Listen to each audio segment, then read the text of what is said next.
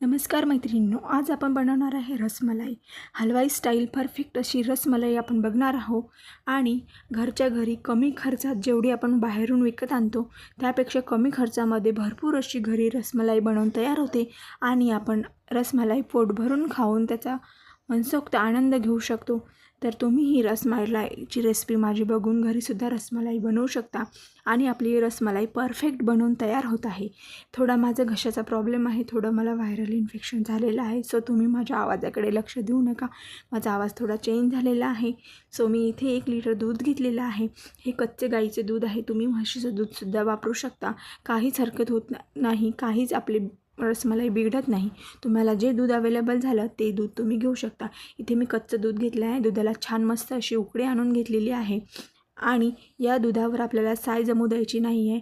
चमच्याने सतत हे दूध आपल्याला ढवळत राहायचं आहे आणि इथे आपल्याला दूध फाटून घ्यायचं आहे, म्हणजे नासवून घ्यायचं आहे सरळ भाषेत सांगायचं झालं तर. त्यासाठी मी इथे व्हिनेगर यूज करणार आहे. व्हिनेगर इथे मी 2 चमचे व्हिनेगर यूज करणार आहे. इथे 1-1 चमचा करून थोडं थोडं व्हिनेगर आपल्याला टाकून मिक्स करून घ्यायचं आहे. आणि 1 चमचा टाकला, परत हे दुसरा चमचा व्हिनेगर टाकून मी दूध हलवून घेणार आहे. बघा आपलं दूध फाटायला सुरुवात झालेली आहे आणि बघा पाणी सेपरेट आणि पनीर वेगळं होत आहे या दुधामधून. अशा प्रकारे आपलं व्यवस्थित दुधातून पनीर सेपरेट झालेलं आहे. आता हे आपण दूध गाळून घेणार आहे. त्यासाठी इथे मी एक चाळणी घेतलेली आहे, त्यावर स्वच्छ सुती कपडा टाकलेला आहे आणि हे दूध आपण गाळून घेणार आहे आणि यातील पाणी आणि पनीर सेपरेट करणार आहे. बघा मस्तच असं आपलं दूध पनीर तयार झालेलं आहे आणि हे मी पाणी टाकून आणखी स्वच्छ धुवून घेणार आहे, कारण आपण जे व्हिनेगर वापरलेलं आहे त्या व्हिनेगरचा वास, आंबट वास याला लागायला नको. त्यासाठी आपल्याला आपलं पनीर स्वच्छ धुवून घ्यायचं आहे पाण्याने आणि मस्त असं पाणी ड्रेन करून घ्यायचं आहे. आता हे अर्ध्या तासासाठी आपल्याला बाजूला ठेवायचं आहे आणि असं यातील पाणी निथळून घ्यायचं आहे. तुम्ही यावर काही वजन ठेवूनसुद्धा हे चाळणीत असं पाणी निथळायला ठेवू शकता. आणि हे पाणी आहे, या पाण्यामध्ये खूप प्रोटीन असते. हे पाणी तुम्ही नाही फेकलं तरी चालेल. यामध्ये तुम्ही कणिक मळून घेतली चपात्या करण्यासाठी तरी काही हरकत नाही. या पाण्यामध्ये खूप प्रमाणात प्रोटीन असते. चला तर इथे आपण रसमलाईचा रस बनवायला घेणार आहे. इथे दूध बुडायला लागायला नको, त्यासाठी मी इथे 1-2 टेबलस्पून म्हणजेच घोटभर पाणी टाकून घेणार आहे, म्हणजे आपलं दूध कढईला खाली लागणार नाही. इथे दुधाला मस्त अशा 5-6 उकळ्या आणून घ्यायच्या आहे. आपल्याला दूध आटवून घ्यायचं नाही आहे.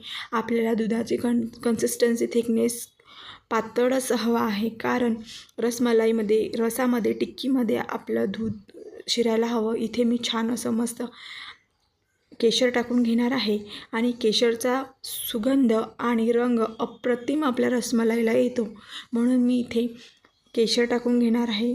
केशरचा सुगंध खूप छान येतो आणि टेस्ट पण येते. आणि इथे मी काही काजूचे काप इथे टाकून घेणार आहे या दुधामध्ये आणि थोडे बदामचे काप टाकून घेणार आहे. इथे तुम्ही पिस्त्याचे वगैरे संपूर्ण ड्रायफ्रूट्सचे सुद्धा काप टाकू शकता, काहीच हरकत नाही. आपल्या आवडीप्रमाणे आपण वापरू शकतो.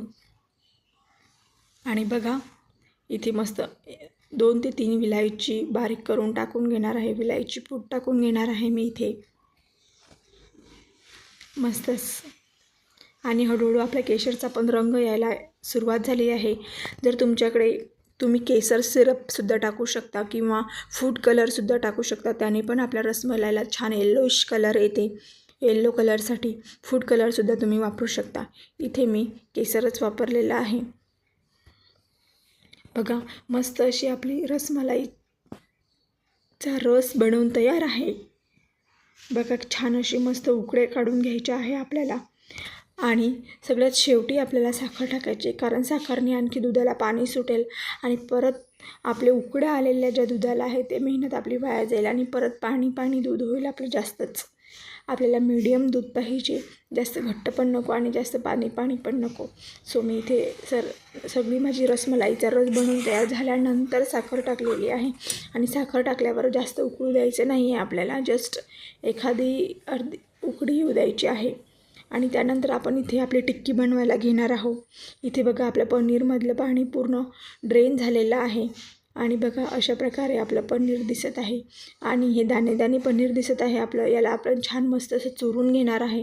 ज्याप्रमाणे आपण भाकरी बनवायला भाकरीचा गोळा चुरून मळून घेतो त्याप्रमाणेच आपल्याला हे पनीर पण मळून घ्यायचं आहे. हाताच्या तळ हाताने आपल्याला हे पनीर छान असं एकजीव करून घ्यायचं आहे.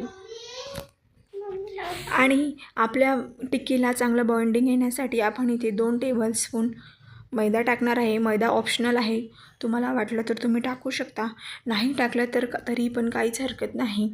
मी इथे वापरत आहे. बघा अशा प्रकारे आपण याचा मस्त गोळा बनवून घेणार आहे आणि नंतर यांच्या टिक्क्या बनवून घेणार आहे. बघा अशा प्रकारे आपलं व्यवस्थित चुरून घेऊ. बघा आता याची मी मस्त टिक्क्या बनवून घेणार आहे एकसारख्या. ह्या रसमलाईच्या टिक्क्या आपल्याला थोड्या छोट्याच घ्यायच्या आहे, अगदी पेढ्याच्या आकाराच्या बनवायच्या आहे. कारण जेव्हा ह्या आपल्या बनवून तयार होत्या आणि जेव्हा आपण साखरच्या पाण्यामध्ये शुगर सिरपमध्ये जेव्हा ह्या बॉईल करून घेतो, उकडून घेतो, तेव्हा यांची साईज वाढते, ह्या फुगतात आणि स्पंजी बनतात. सो आपल्याला छोटी साईज याची बनवून घ्यायची आहे. बघा अशी माझी बनवून तयार आहे. आता मी इथे 1 कप साखर टाकणार आहे आणि 5 पट पाणी टाकणार आहे. 1 कप साखर तर 5 कप पाणी टाकून घेणार आहे आणि मस्त या पाण्याला उकळी आणून घेणार आहे. बघा हलवत हलवत या पाण्याला छान अशी उकळी आणून घ्यायची आहे आपल्याला. बघा पाण्याला चांगली उकळी यायला सुरुवात झालेली आहे आणि या पाण्यासाठी आपल्या हाय फ्लेम ठेवायचा आहे आणि हाय फ्लेमवरच हे आपल्याला आपल्या टिक्क्या उकडून घ्यायच्या आहे. आणि पाण्याला अशीच कंटिन्यू उकळी येत असतानाच आपल्याला यामध्ये आपल्या टिक्क्या टाकायच्या आहे आणि आपल्या टिक्कीचा साईजसुद्धा मोठा व्हायला सुरुवात झालेली आहे. बघा इथे मी झाकण ठेवलं होतं आणि झाकण ठेवून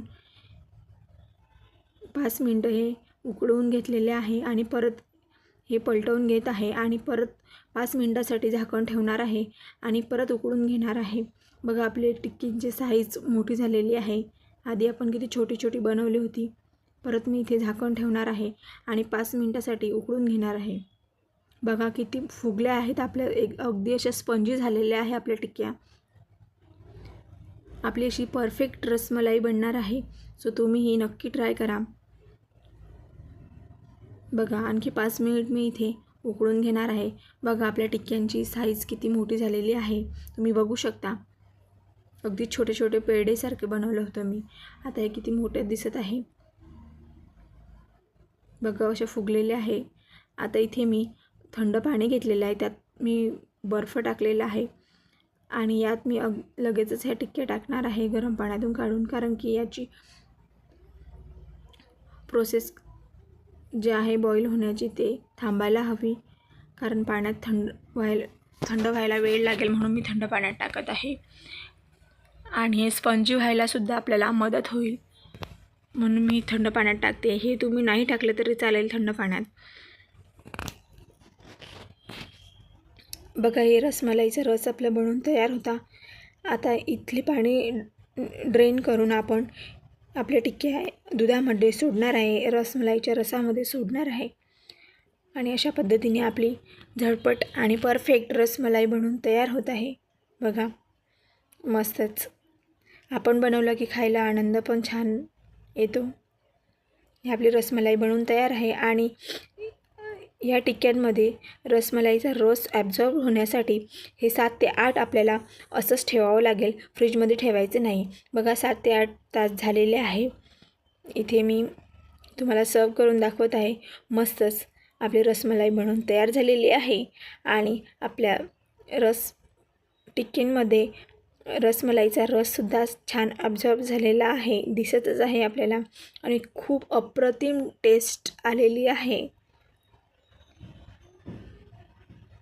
मस्तच. आणि घरच्या घरी मस्त हेल्दी फूड आपलं बनवून तयार आहे. बाहेरून विकत आणून खाण्यापेक्षा आपण घरच्या घरी अशी झटपट बनवून मुलांना खायला देऊ शकतो. तर माझी रसमलाईची रेसिपी तुम्हाला कशी वाटली हे मला नक्की कळवा. आणि तुम्ही माझा व्हिडिओ पूर्ण बघितल्याबद्दल तुम्हा सर्वांचे धन्यवाद.